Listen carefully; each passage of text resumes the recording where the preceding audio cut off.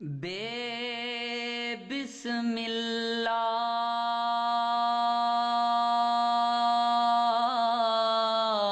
اسم اللہ دا ایوی گینا بھارا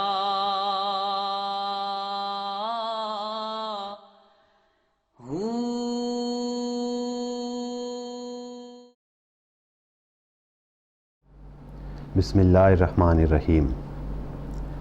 معزز ناظرین، حضرت سلطان باہو رحمۃ اللہ علیہ حیات النبی صلی اللہ علیہ وآلہ وسلم کے سختی سے قائل ہیں۔ آپ رحمۃ اللہ علیہ فرماتے ہیں،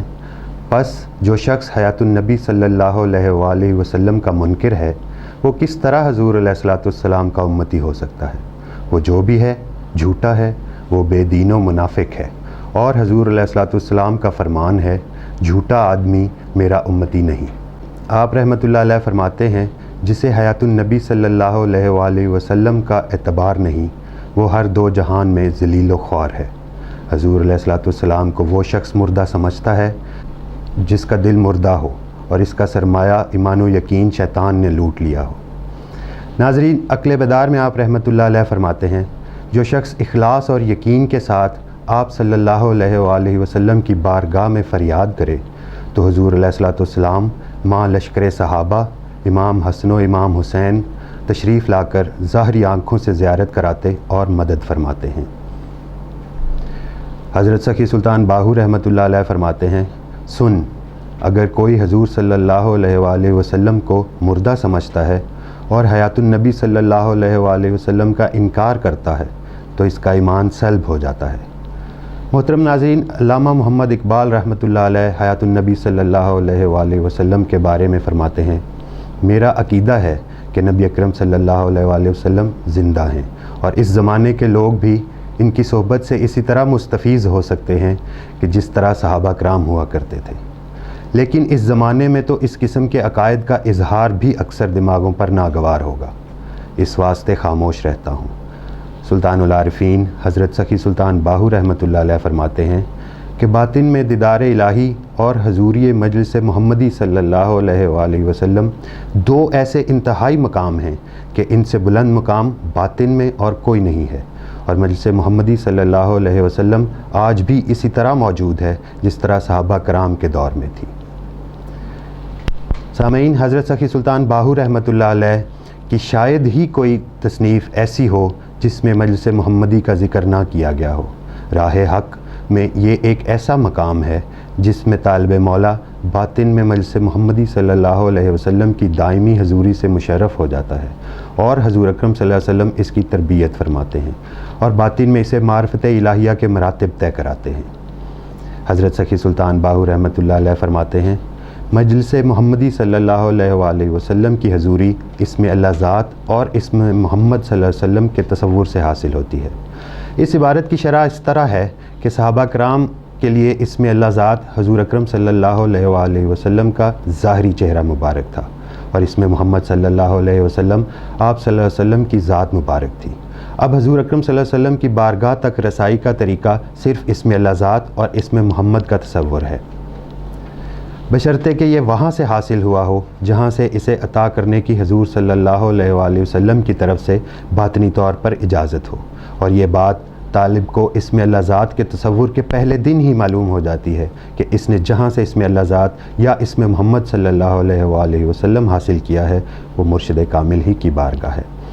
حضرت سخی سلطان باہو رحمۃ اللہ علیہ کلید التوحید کلام میں فرماتے ہیں، رخ مصطفیٰ صلی اللہ علیہ وسلم کی زیارت سے تمام مرادیں پوری ہو جاتی ہیں، اور حضور غرق فنا فی اللہ بھی نصیب ہو جاتی ہے۔ جس شخص کے دل کی نوری آنکھ کھل جاتی ہے اسے مجلس محمدی صلی اللہ علیہ وآلہ وسلم کی حضوری حاصل ہو جاتی ہے۔ معرفت خدائی بھیدوں میں سے ایک بھید ہے جو عارفوں کو محمد مصطفیٰ صلی اللہ علیہ وسلم کی بارگاہ سے حاصل ہوتا ہے۔ آپ علیہ الصلوۃ والسلام کی مجلس کی حضوری کے حالات یوں ہیں کہ جب آپ صلی اللہ علیہ وسلم ظاہر میں نفسانی لوگوں سے ملاقات کرتے ہیں تو اپنے نفسانی وجود کے ساتھ ان سے گفتگو فرماتے ہیں، اور جب آپ अलैहिस्सलाम باطن میں روحانیوں سے ملاقات فرماتے ہیں تو اپنے روحانی وجود کے ساتھ ان سے ہم کلام ہوتے ہیں، اور جب آپ अलैहिस्सलाम اپنے لب مبارک ہلاتے ہیں تو اہل تحقیق عبرت و حیرت میں ڈوب جاتے ہیں، کیونکہ نفسانی بندہ سمجھتا ہے کہ آپ अलैहिस्सलाम اس سے مخاطب ہیں، اور روحانی سمجھتا ہے کہ آپ अलैहिस्सलाم اس سے مخاطب ہیں، لیکن حقیقت یہ ہے کہ آپ अलैहिस्सलाم اللہ سے مخاطب ہوتے ہیں۔ جیسا کہ حضرت بایزید بستامی رحمۃ اللہ علیہ نے فرمایا کہ میں 30 سال سے اللہ تعالیٰ سے ہم کلام ہوں، لیکن نفسانی لوگ سمجھتے ہیں کہ میں ان سے ہم کلام ہوں، اور روحانی سمجھتے ہیں کہ میں ان سے مخاطب ہوں۔ ورد وظائف اور اعمال ظاہر سے طالب اللہ باطن میں کبھی بھی مجلس محمدی صلی اللہ علیہ وسلم کی حضوری تک نہیں پہنچ سکتا، خواہ عمر بھر ریاضت کرتا رہے کہ راہ باطن صرف صاحب باطن مرشد کامل سے ہی حاصل ہوتی ہے۔ سلطان العارفین حضرت سخی سلطان باہو رحمۃ اللہ علیہ کلید التوحید کلام میں فرماتے ہیں، جان لے امت پیروکار کو کہتے ہیں، اور پیروکار وہ ہے جو قدم بقدم حضور अलैहिस्सलाम کے نقش قدم پر چل کر خود کو ان کی مجلس میں پہنچائے۔ مجھے تعجب ہوتا ہے ان لوگوں پر جو راہ حضوری نہیں جانتے، لیکن نفس پرستی، خود نمائی اور کبر و ہوا کے باعث عارفان باللہ سے اسے طلب بھی نہیں کرتے۔ بھلا جو شخص نظر نبی صلی اللہ علیہ وسلم میں منظور و حضور ہی نہیں، وہ مومن، مسلمان، فقیر، درویش، عالم، فقی، پیروکار اور امتی کیسے ہو سکتا ہے؟ جان لے کہ حضور अलैहिस्सलाम کی بارگاہ کی حضوری ہدایت کی جڑ ہے، اور یہ ہدایت بدایت یعنی ابتدا میں ہے۔ حضور صلی اللہ علیہ وآلہ وسلم کا فرمان ہے کہ انتہا ابتدا کی طرف لوٹ جانے کا نام ہے۔ ظہور حق کی ابتدا چونکہ نور محمدی صلی اللہ علیہ وسلم کے ظہور سے ہوئی، اور تمام مخلوق نور محمدی سے ظہور پذیر ہوئی، اس لیے ابتدا نور محمدی ہی ہے، لہٰذا ابتدا نور محمدی تک پہنچنا ہی انتہا ہے۔ یہی مجلس محمدی صلی اللہ علیہ وآلہ وسلم کی حضوری ہے، اور یہی سر ہدایت ہے۔ جو شخص اس کا قائل و طالب نہیں، وہ گویا حضور अलैहिस्सलाम کا امتی و پیروکار ہی نہیں۔ حضور صلی اللہ علیہ وآلہ وسلم کا فرمان ہے کہ جس نے مجھے دیکھا بے شک اس نے حق کو دیکھا، بے شک شیطان میری مثل نہیں بن سکتا۔ جان لے کہ باطن میں ہر وقت حضور अलैहिस्सलाम کی مجلس میں حاضر رہنے والا طالب اگر کسی دینی یا دنیوی کام کے لیے التماس کرتا ہے اور حضور अलैहिस्सलाम اس کی درخواست منظور فرما لیتے ہیں، اور آپ صلی اللہ علیہ وسلم اور آپ کے اصحاب اس کے لیے دعائے خیر فرما دیتے ہیں، لیکن اس کے باوجود وہ کام نہیں ہوتا، تو اس کی وجہ کیا ہے؟ اس طالب کو معلوم ہونا چاہیے کہ ابھی وہ کمال کو نہیں پہنچا، ابھی وہ ترقی کر رہا ہے، اور طالب کے مشکل مرحلے میں اور طلب کے مشکل مرحلے میں ہے۔ اس لیے باطن میں اسے اس کی درخواست کا نعم البدل عطا کر دیا جاتا ہے، جو اس کے لیے باعث فرت ہوتا ہے۔ اگر طالب جاہل ہے یا مردار دنیا کا طالب ہے اور حضور अलैहिस्सलाम کی مجلس خاص میں طلب دنیا کا سوال کر دیتا ہے، تو اس نالائق کو اس مجلس خاص سے نکال دیا جاتا ہے، یا اس کا اعلیٰ مرتبہ سلب کر لیا جاتا ہے۔ جس طالب کا ظاہر باطن ایک ہو جائے اور وہ یکجائی کے مقام پر قائم رہے اور اس کے درجات میں ترقی نہ ہو، تو وہ توحید میں غرق ہوتا ہے، اور توحید الہی ایسے ہی اہل توحید پر مجلس محمدی صلی اللہ علیہ وآلہ وسلم کا دروازہ کھولتی ہے۔ جو لوگ مجلس محمدی صلی اللہ علیہ وآلہ وسلم میں حاضر ہو جاتے ہیں، وہ یک بارگی ولی اللہ اور عارف باللہ کے مرتبے پر پہنچ جاتے ہیں، یا یک بارگی انہیں مجذوب کے مراتب حاصل ہوتے ہیں، یا یک بارگی مراتب محمود کو پا لیتے ہیں، یا مراتب مردود تک پہنچ جاتے ہیں۔ اس میں حکمت یہ ہے کہ مجلس نبی صلی اللہ علیہ وسلم کے دیکھنے میں کسی قسم کا شک و شبہ نہ کرے، کیونکہ یہ مجلس بہشت سرشت ہے۔ مجلس حضور میں نص، حدیث اور ذکر و مذکور کا تذکرہ رہتا ہے۔ مجلس نبی صلی اللہ علیہ وآلہ وسلم سے بعض محمود نیک خصلت بن جاتے ہیں اور بعض مردود ہو جاتے ہیں، کیونکہ یہ کسوٹی ہے۔ اس کے دیکھنے سے وجود کے اندر کا پوشیدہ کذب ظاہر ہو جاتا ہے، اور طالب صادق جب اس مجلس کو دیکھتا ہے تو اس کا وجود سراسر نور ہو جاتا ہے، اور پھر اسے مجلس نبی صلی اللہ علیہ وسلم کی حضوری دائمی طور پر حاصل ہو جاتی ہے۔ اگر کوئی حاسد، منافق، مردہ دل، کاذب، جو شیطان کے فرزندوں اور خناس کے وسوسے کی طرح ہے، اور جو پیر مرشد کا منکر، بے پیر، بے مرشد اور بے معرفت ہے، یہ کہے کہ اس زمانے میں کوئی پیر یا مرشد لائق رشاد نہیں، اس کی بجائے صرف مطالعہ کتب کافی ہے تو وہ اس حیلہ شیطانی اور مکر و فریب نفسانی کے سبب رہزن ہے اور معرفت اور ہدایت خدا سے باز رکھتا ہے اور مجلس محمدی صلی اللہ علیہ وآلہ وسلم کی حضوری سے روکتا ہے۔ ایسے شخص کی بات کی پرواہ نہیں کرنی چاہیے، کیونکہ ایسا شخص مردہ دل ہے اور کتے کی طرح مردار کی تلاش میں مارا مارا پھرتا ہے۔ روز و شب در طلب نبوی با حضور، مرد مرشد می رساند خاص نور، ہر کے منکر می شود زی خاسرہ، عاقبت کافر شود باروسیہ۔ دن رات مجلس محمدی صلی اللہ علیہ وسلم کی حضوری کی طلب کر، لیکن یاد رکھ اس خاص نور تک مرد مرشد ہی پہنچا سکتا ہے۔ جو کوئی اس خاص راہ کا انکار کرتا ہے وہ کافر ہو کر روسیہ ہو جاتا ہے۔ حضرت صلی اللہ علیہ وسلم کی مجلس مبارک میں نفس امارہ اور شیطان لعین داخل نہیں ہو سکتے، یہ اس میں اللہ ذات کے حاضرات کی راہ ہے۔ اس سے ازل ابد دنیا، حشر، قیامت گاہ، حضوری،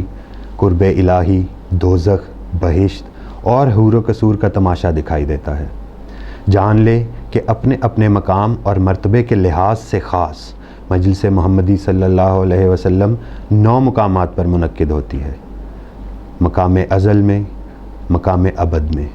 حرم مدینہ روضہ پاک میں، داخلی خانہ کعبہ یا حرم کعبہ یا میدان عرفات میں جہاں لبیک و دعائے حج قبول ہوتی ہے، عرش کے اوپر، مقام کعبہ قوسین میں، مقام بہشت میں جہاں سے اگر کچھ کھا پی لیا جائے عمر بھر نہ تو بھوک لگتی ہے اور نہ ہی نیند آتی ہے، مقام حوض کوثر پر جہاں حضور علیہ الصلوۃ والسلام کے دست مبارک سے شراباً طہورہ پی لیا جائے تو وجود پاک ہو جاتا ہے اور ترک و توکل و توحید و تجرید و تفرید اور توفیق الہی نصیب ہو جاتی ہے۔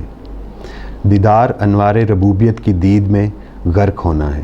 جو طالب اپنی ہستی کو مٹا دیتا ہے وہ معرفت فقر کی انتہا کو پہنچ جاتا ہے۔ آپ رحمۃ اللہ علیہ اپنے پنجابی ابیات میں فرماتے ہیں، بے بسم اللہ اسم لادا اے وی گہنا بھارا ہو، نال شفاعت سرور عالم چھٹسی عالم سارا ہو، حدوں بے حد درود نبی نو جیندہ ایڈ پسارا ہو، میں قربان تنا تو باہو جنہ ملیا نبی سہارا ہو۔ بسم اللہ میں اسم اللہ ذات پوشیدہ ہے اور یہ وہ بھاری امانت ہے جس کو اٹھانے سے سوائے انسان کے ہر شے اور مخلوق نے عاجزی ظاہر کر دی تھی۔ یہ امانت ہمیں